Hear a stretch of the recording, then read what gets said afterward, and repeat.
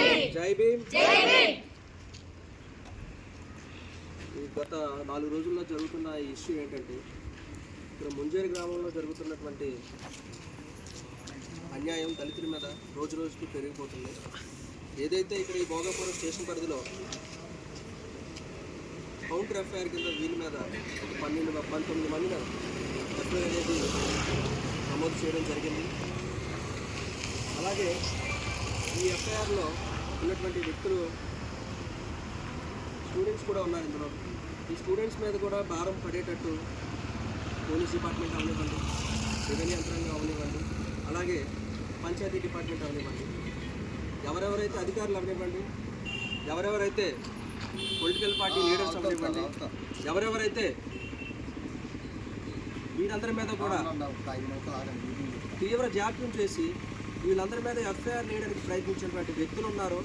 వారి మీద కూడా ఒకటే చెప్తా ఉన్నాను, మన భారతదేశంలో ప్రజాస్వామ్యం అనేది చాలా ఎక్కువ ఉందని నేను అనుకుంటున్నాను. కానీ ఇక్కడ జరుగుతున్నటువంటి అన్యాయాన్ని ఈరోజు నేను ఖండించడానికి ఇక్కడికి వచ్చి ఉన్నాను.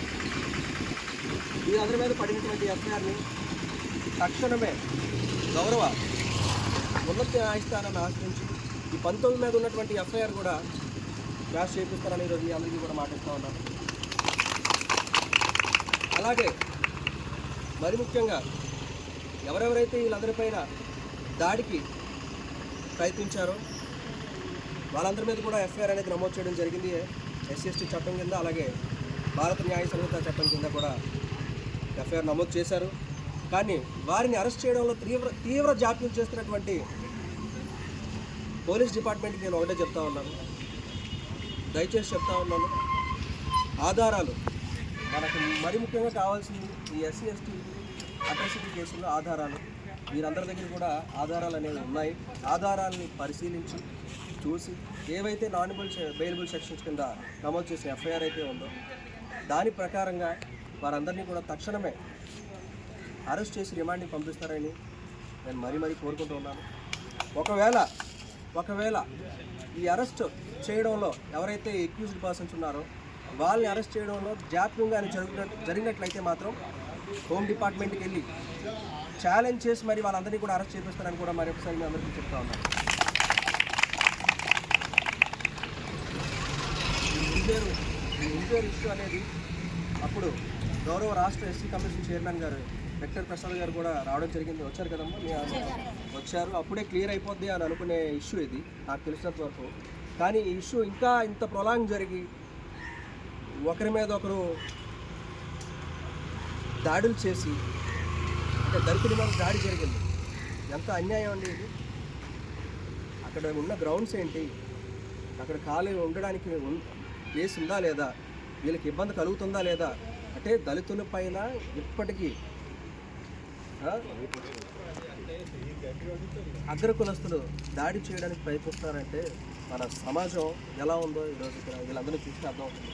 పిల్ల చెల్లల్ని అందరినీ కూడా ఇక్కడ కూర్చోబెట్టి చదువుకునే పిల్లలు ఉన్నారు, మహిళలు ఉన్నారు, ముస్లిం వాళ్ళు కూడా ఇక్కడే కూర్చొని ఉన్నారు.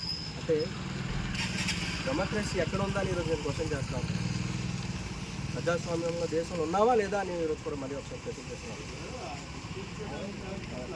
ఫైనల్గా నేను ఒకటే చెప్తానమ్మా, ఏదైతే ఆ కాలం ఇష్యూ ఉందో దానివల్ల ఇంత పెద్ద ఇష్యూ అనేది జరిగింది గ్రామంలో. ఆ కాలం అనేది ఆపలేకపోయాం, కట్టేశారు.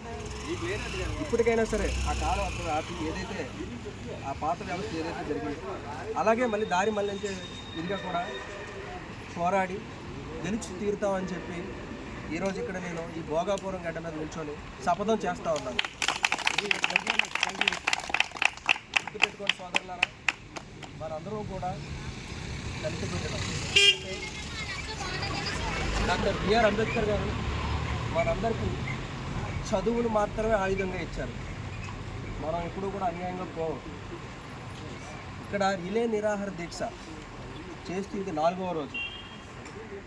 4 రోజుల నుంచి పిల్ల జల్ల అందరూ రోడ్డు మీద పడి పోరాడుతుంటే ఇప్పుడు వచ్చి కనీసం ఒక డిప్యూటీ ఎంపీడీఓ కానీ, ఒక ఎంఆర్ఓ కానీ, ఒక సిఏ గారు కానీ ఎవ్వరూ కూడా సానుకూల స్పందన అనేది లేదు.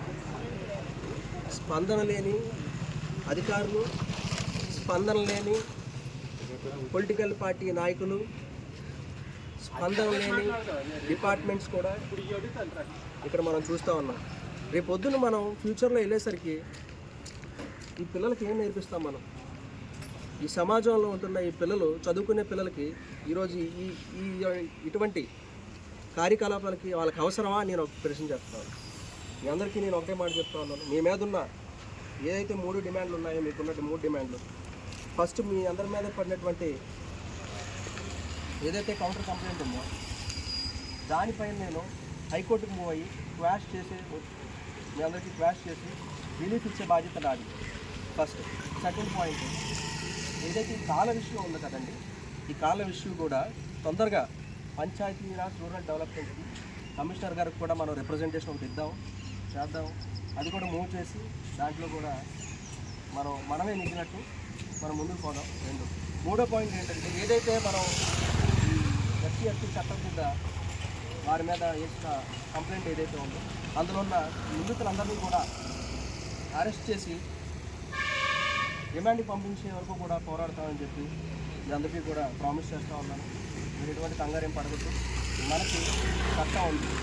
చట్టాన్ని ఉపయోగిస్తే ఎలా ఉంటుందో అధికారులకి, ప్రజాప్రతినిధులు అందరికీ కూడా మనం చూపిస్తాం. కంగారు పడకండి.